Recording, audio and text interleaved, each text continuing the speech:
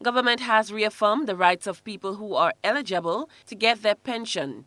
However, trade unions have been asked to encourage members to think about retirement carefully before rushing to do so. President General of the Grenada Union of Teachers, Jude Bartholomew, is encouraging the same. What I would say here is one would ask the nation, teachers and public officers and everybody else to have some level of confidence in the Honorable Deacon Mitchell, because it seems so far that he is a man of honor, he's a man of class, and he's a man that is really and truly with his administration, they are keeping to the word.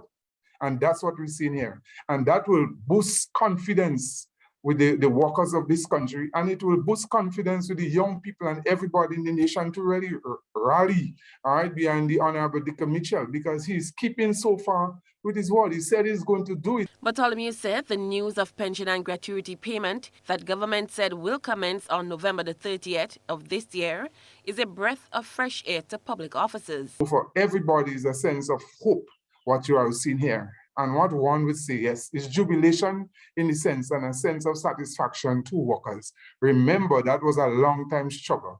And we weren't certain, even with the judgment from the courts, that this pension would have been honored. We had the situation, a level of doubt from the previous administration. And here now we have a new administration. And persons had doubt with before the election.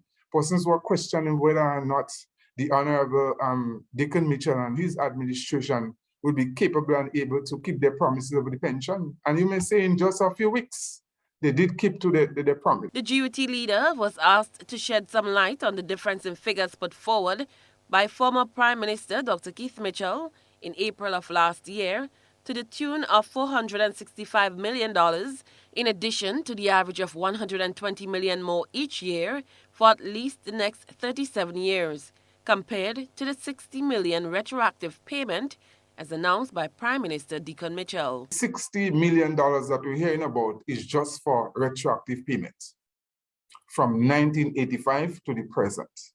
So that is not the sum, all right? It will be much bigger and larger sum when you're talking about new persons now who are getting ready to retire and getting ready to get a pension.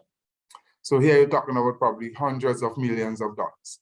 But the 60 million is for persons who have retired a long time ago, whether deceased or in the present, and they will get a retroactive payment. However, one will say there's still a difference in the sum, and you're very correct there. So I don't know what happened to the previous administration when they talk about not only hundreds of millions, but they are going even into billions. Cherry and Blackman, Stephen, GBN News.